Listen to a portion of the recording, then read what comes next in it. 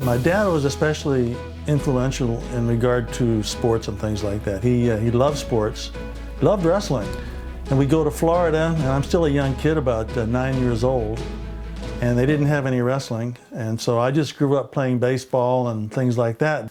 And unfortunately, at that time, the schools in Florida weren't, well, I got to coast in class for a lot, and my parents knew it, and they bothered them.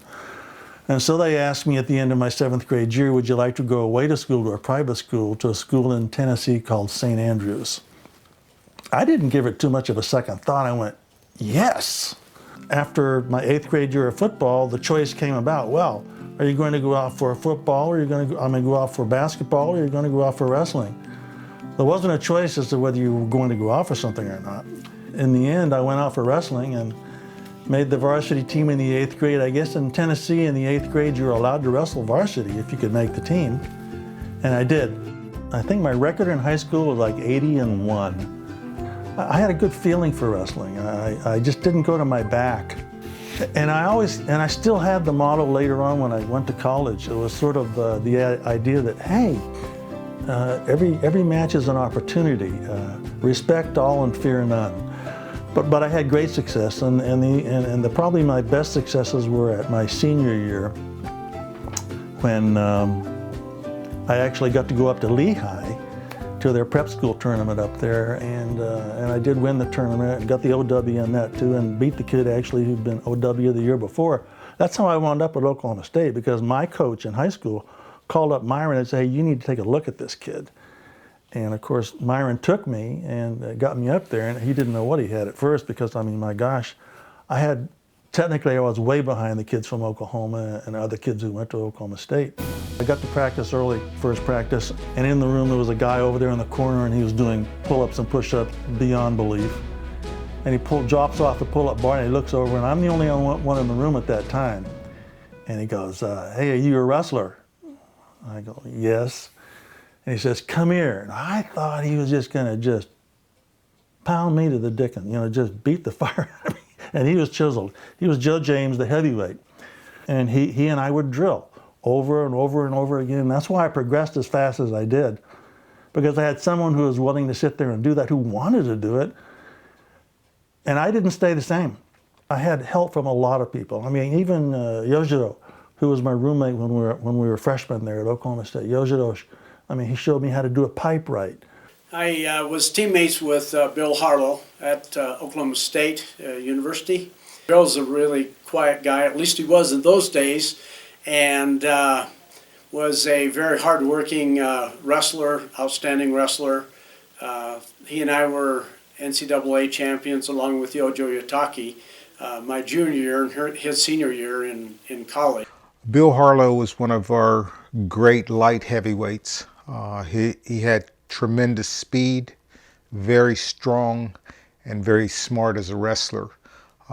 He had Jack Briscoe, Russ Weiner, who were both All-Americans and world-class wrestlers, to train with.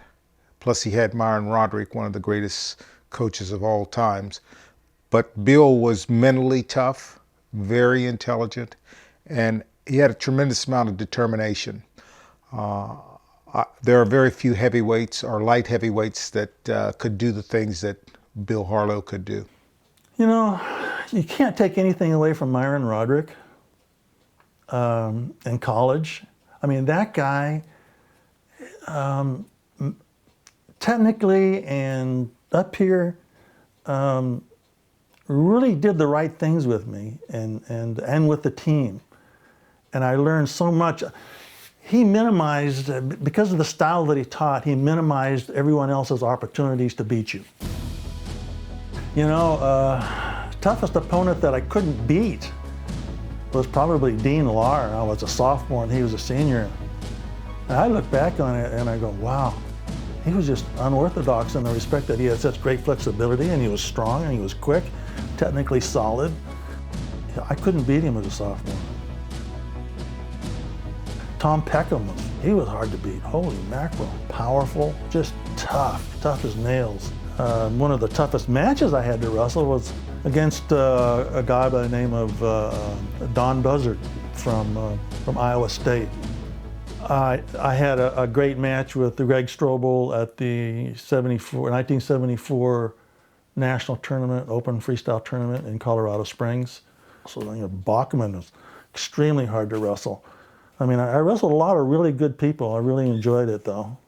Bill Harlow was definitely one of the toughest wrestlers I've ever been around. He had tremendous wrestling potential. Of course, he was a silver medalist in World Championships in 1970 and retired after that. And I think a lot of people were very disappointed that he retired, because I think he had a lot of potential to even be an Olympic champion. Bill was a very quiet person. He was almost to the point of being introverted. He was a very successful high school coach in Oklahoma, and I've never heard a competitor say anything negative about Bill. Well, I loved coaching. I loved coaching. I loved seeing kids be successful. For a person who's going to coach, they almost have to be an amateur psychologist or psychiatrist, but they really need to understand that each kid is an individual and they all respond to different things. But one thing that all kids really like is they like to know that you appreciate them, that you care about them, that you like them. I've been married for 51 years to a lovely lady named Marlise. She's been very supportive. The only thing I regret a lot of it is the time I've had to spend away from her because of tournaments and wrestling and coaching. But she's part of the program in terms of that. She understands it and she goes along with it, and I so much appreciate that. To be inducted into the Hall of Fame as a distinguished member, oh my gosh, when you look at the list of people that are in that thing,